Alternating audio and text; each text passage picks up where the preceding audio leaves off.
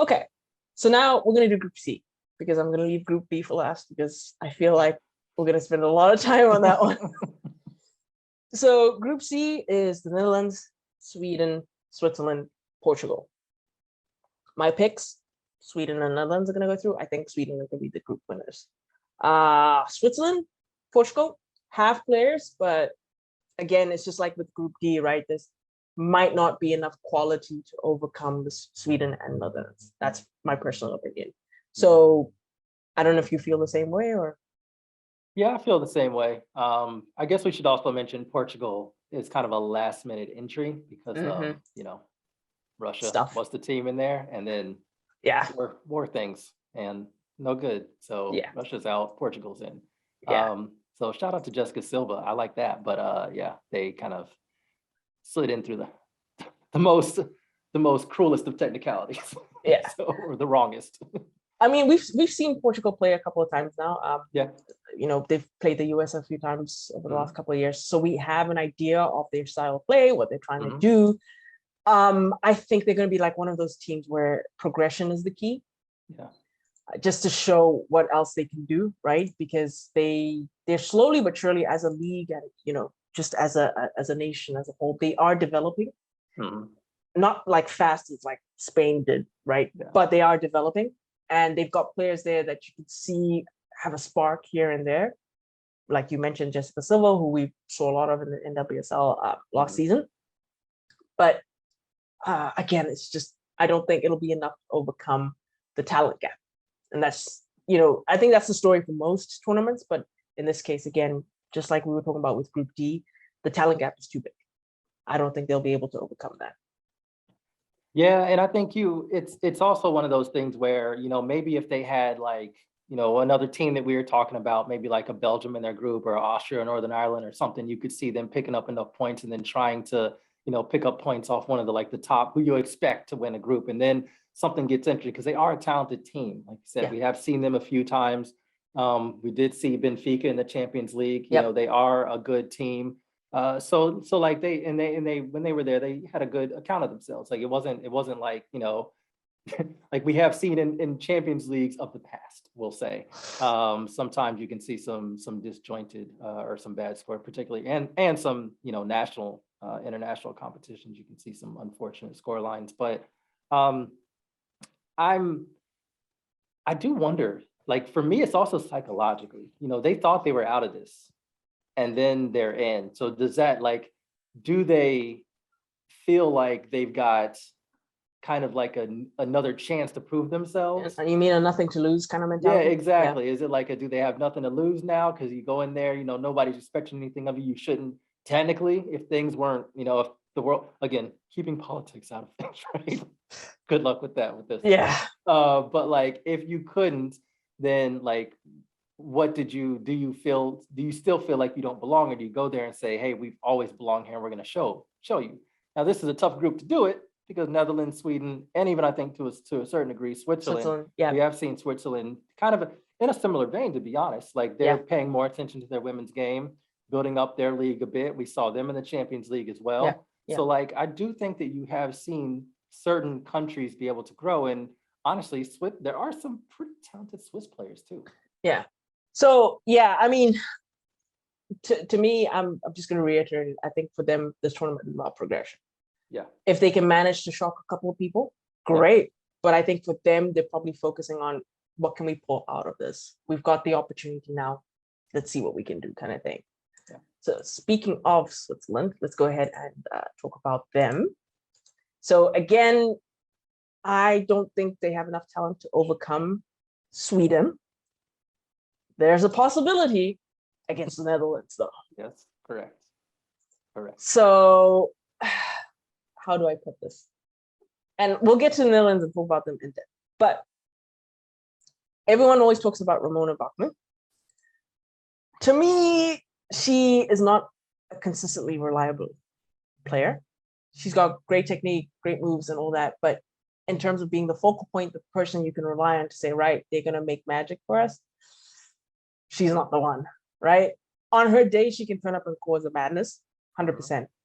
Okay, so yeah, in terms of just a player that I would say, oh, everyone should focus on, and then they're the ones that can make the difference for Switzerland, Bachmann wouldn't be my choice. She really wouldn't.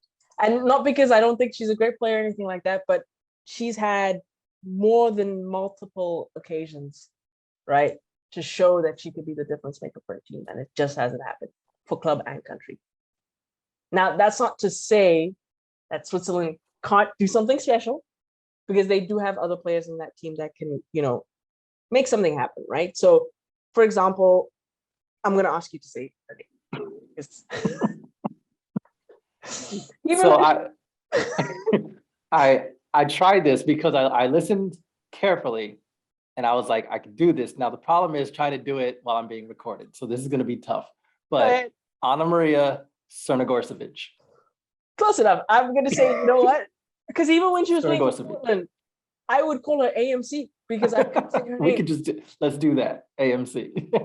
And if she's listening, or if she ends up listening, who knows? We're really sorry. We're really, really sorry. But it's just, again, I feel like she has to know. I feel like if you have a name like that, you understand. Like, it's going to be rough for some people. Crnogorcevic isn't something you come across. See, I just tried to say it really quickly to see if I said it any better. Yeah, we promise that as the tournament progresses, we will get these people's names down, because it's just not right to be able to say that. It's kind of embarrassing. So we promise we'll get them right.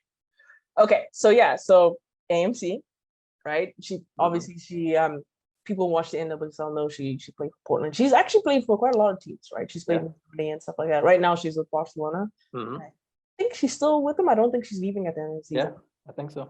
Yeah, so she's like a utility player, I guess you could say, because for all the teams she's played basically every line. She's played in the back line, she's played in midfield, she's played up top. So she could be someone that they can look to try and make a difference. Thing is, she's not the most efficient in front of goal. She misses some pretty easy chances sometimes. And that, in a situation where goals are going to be a premium for Switzerland, that could prove to be problematic. Yeah. Yeah, I think you've nailed it. Like, the Switzerland's problem, like, they have a solid team. They have good talent on every line. The problem is, who is their reliable goal scorer? They don't have that. Like, Ramona Bachmann used to be. Again, I keep talking about Chelsea because Chelsea has a lot of links to a lot of these players, but she used to be on Chelsea and she was just frustrating on Chelsea. Then she went to PSG.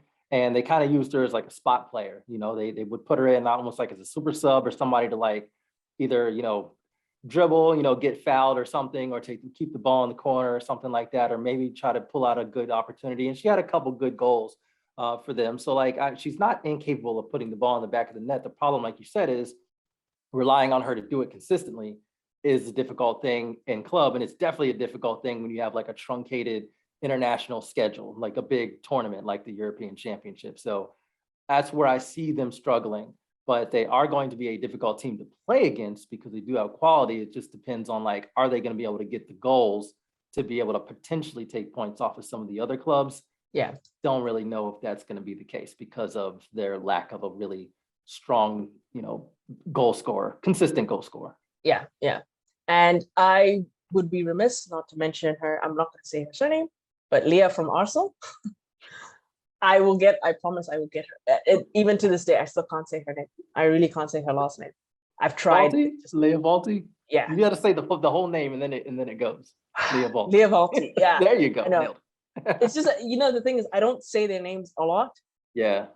In my everyday life, at home or whatever. So when I have to say them, I always like take the time out to like listen, try and hear how they say it to try and match it up. So I'll get there eventually. But anyways, yeah, we'd be remiss without saying mentioning her name, the fact that she, I think, will probably play in midfield if I'm not mistaken for them.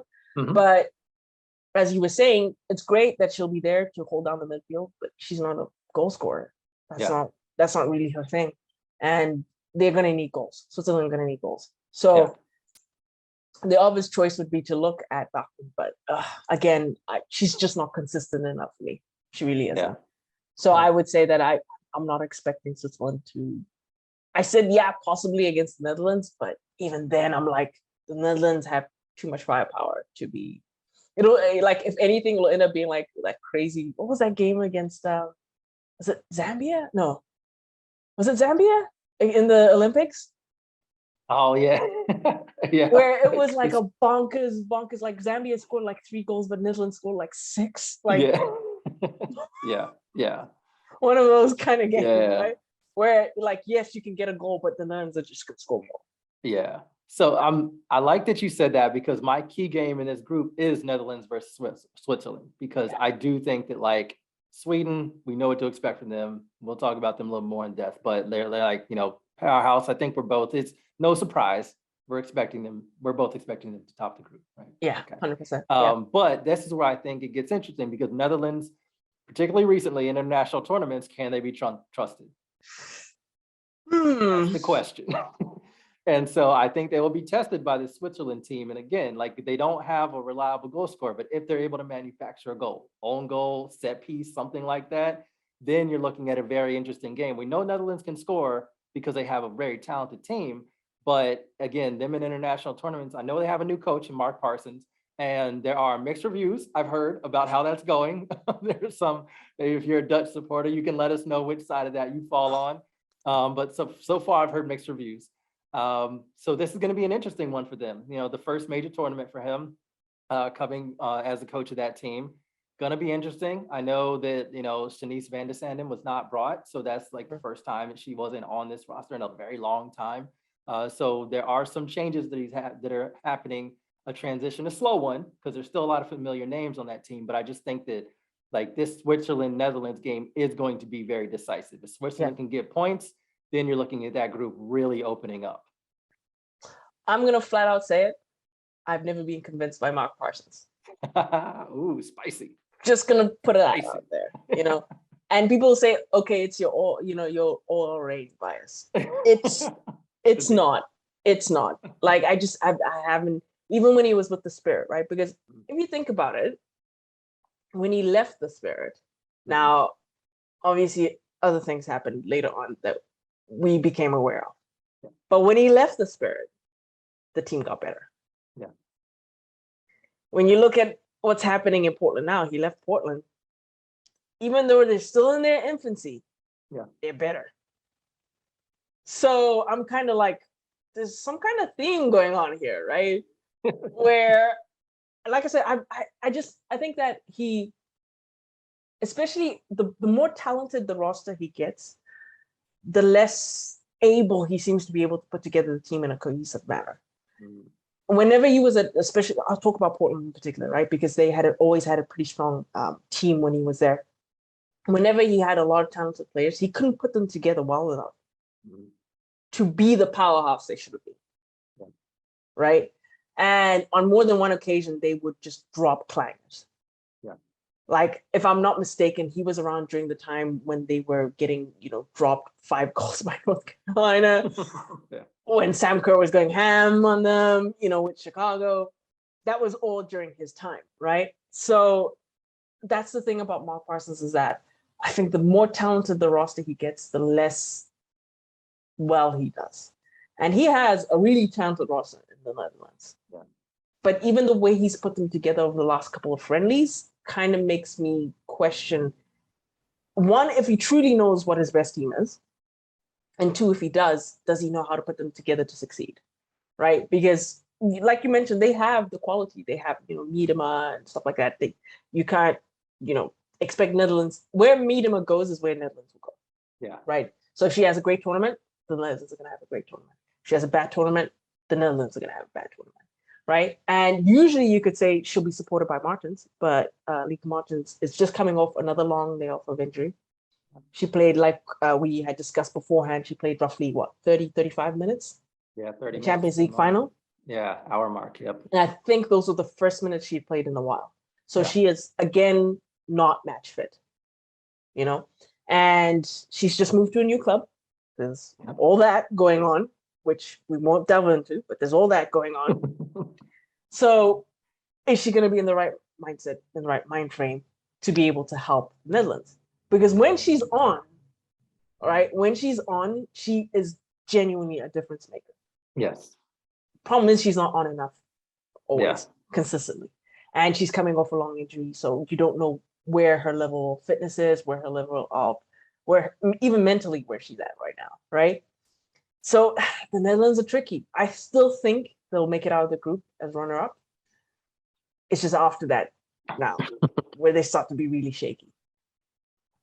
You know what's interesting to me about Mark Parsons, and yeah, I've if you look at the context of his coaching career, you do see that that trend. The wild thing is how young he is. Yeah. Like we talk about him like because he's been around for a while, so I get it. But we talk about him like he's this established, confirmed coach, where it seems like if you've got Mark Parsons in, your team's going to be better. But he's only 35. Yeah. And he's going to be like, he still has to be learning. I think this is a massive job to give to a 35-year-old. I think you need a lot of experience to take a national team with this much talent and take them into a tournament and have them as one of the better teams in there and to progress deep into the tournament like you would hope they would do with the talent they have. Yeah. This is where I want to know why he was selected, right? Like, I do feel like maybe it's one of those things where you don't have that many, like your options were narrowed. You do have like other teams were taking coaches, and you did have a lot of just about almost every season in like women's soccer, you just have like a coaching carousel, you have a player carousel, you have all this stuff that happens, which makes it fun. But, I think maybe they saw consistency in terms of Portland being a consistently good team. Perhaps they ignored some of the things that happened like in the playoffs and against some of the top teams. Yeah. But yeah, I mean, I think he is a talented coach, but yeah, I just like my ultimate thing with him is it is very interesting that he is so young and getting, this level, this depth of talent with this level of expectation. I think that's a lot to put on somebody who's 35. And even though he has experience, international level experience, not really, you know what I mean? So it's interesting, but yeah, I think, we just talked about it. Now I'm shook.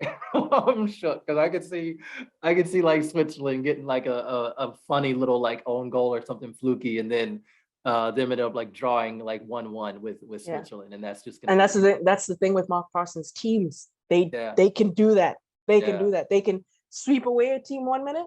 Yeah. Next week, completely collapse. So that's where I'm like. The other thing, like you said though, when they get into like if they're like. So I will say that I do think they are going to progress. They may not do it in like the most straightforward way, but I do think that they are going to progress in the group. The interesting thing will be the later rounds when they come up with its other competition. That to me is where Netherlands usually falls apart. I think they peaked in that 2019 World Cup and they haven't been back to that since. And it's been a weird, diplomatically we'll say it's been an interesting transition. Yeah. No, I agree. Okay, so that's the Netherlands, who we both saying are gonna be runner-up in the group. I think that's pretty much consensus, right? Yeah. Okay, so now to who we think is going to be the group winners, which is Sweden. Yeah. For those of you who are unaware of Sweden, which at this point, I don't know what you're doing if you're unaware, but this is like one of the tournament favorites, right? Like without a doubt. And they have players that are not only experienced, but experienced at the very, very highest level, right? So if we talk right at the back, Hedvig Lindahl, who I had the pleasure of interviewing a couple months ago, right? Genuinely one of the most steady goalkeepers you'll find anywhere. Yeah. And she's been doing it for a while. She's been doing it for a long time, but she's still genuinely one of the steadiest goalkeepers around, even at 39. And I fully expect her to be the starting goalkeeper in this tournament as well, right? Then you go to the back line, which, I mean, take your pick, right? You got Joanna Anderson, you got Linda Sembrand, you got Anna Glass, who was one of my favorite fullbacks. Same. Love her. You got, our favorite center back, Magdalena Eriksson. You got Amanda Ilstedt. I mean, just talent coming out of the pores, right? And that's just in the back line. Yeah. We haven't even got any further up the field, right? We talk about Kosovare Asllani, Caroline Seeger, right? Philippa Engeldahl, Ellen Rubinson, and Hannah Bennison, who is very, very young, but very, very talented, right? And then you go right at the top, you have Lena Hurtig, Sophia Jakobsen, who is probably on a flight right now from, were they? New York? Yeah, they were just in New York, right? So she's probably on a flight right now from New York.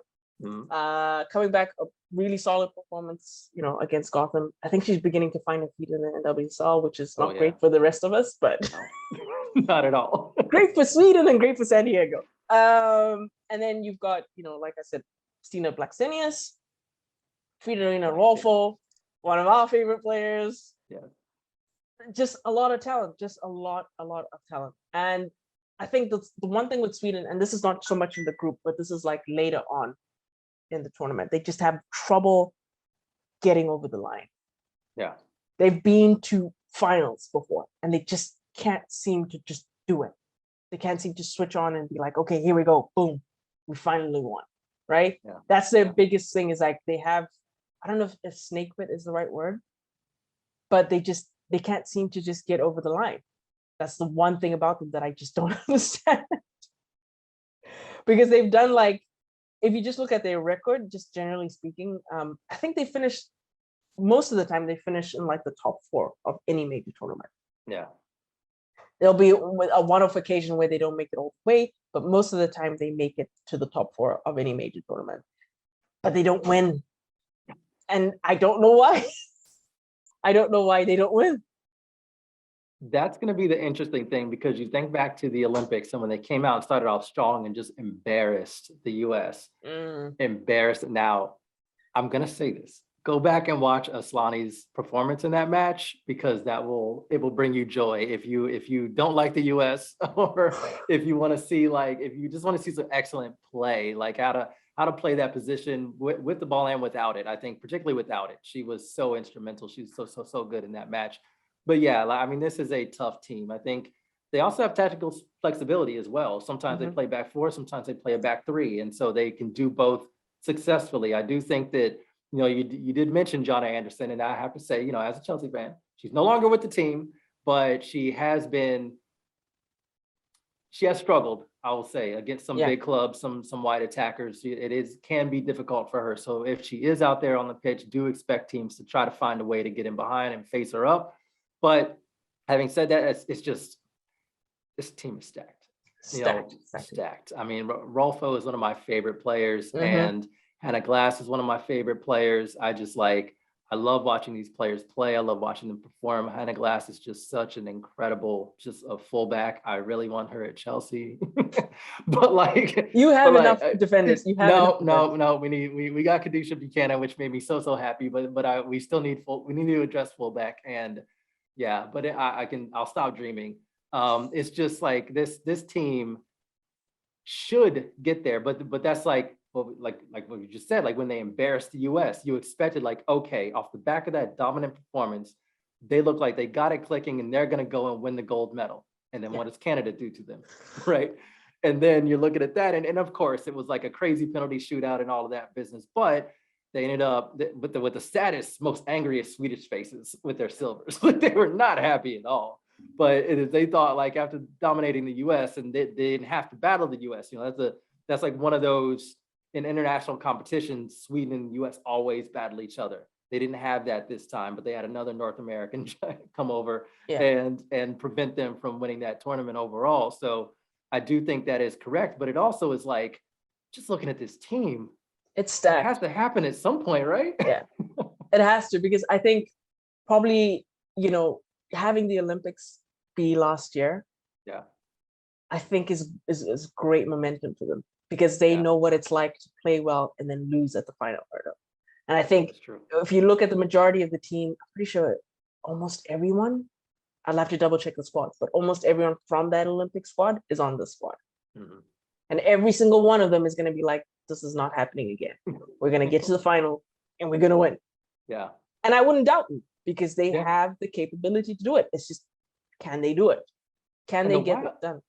I think one of the other things that's interesting about Sweden is that they have so many, like we rattled off all of the players they're playing. So many of them are in their primes right now. And that hasn't always been the case. Some of the times, like, players were arriving, getting onto the scene, or maybe they were dropping off because they're a little older. But right now, the majority of their players are right in their prime. And I think that is something else that makes them a very dangerous team because you're looking at those players and they're all playing at kind of a peak level right now and will be at this level, if not improving a little bit, but you're looking at them and you're saying like, Stina Blackstenius, incredible player. Rap name Blackstenius, that's always my thing. I love it when she scores and I get to tweet that, but she's such a good player. I mean, I just like look all around and it's just a very solid, dangerous team. Yeah, and I would say out of all the managers currently there, Peter Gerhardsen, to me, is the best one. Yeah, agreed. I think he's the best one, just from everything he's done so far. If anyone can win it with Sweden, he can. Yeah. Yeah, and I think he'll learn from the mistakes that they made against Canada in the final of the Olympics. I think he'll know that if we get it there again, this is how we're going to win. And he's that very type good of coach, news right? for him. Canada's not in Europe. The bogey team. Although the last time they made the finals at the Olympics was against Germany and they lost against Germany. Oh, well, Germany may be there. So it may have to exercise at least that demon. And in the World Cup, if I'm not mistaken, didn't the Netherlands knock them out? Or was it Canada? I can't remember. I was gonna say, you're talking about pre-pandemic and my brain just does not like because anything before 2020 is a blur. Right. I can't remember who knocked them out. It was either Canada or the Netherlands. I think it was the Netherlands. We're gonna play some hold music right now while we try to figure this out because I'm interested now and I want to know who did it. I want to say it's the Netherlands, but I could be off. Let me see who took the, oh, this is all messed up with my, good Lord.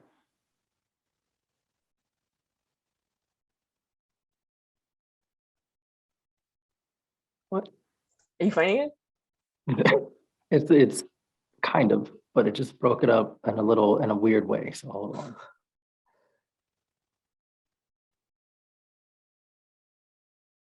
Okay.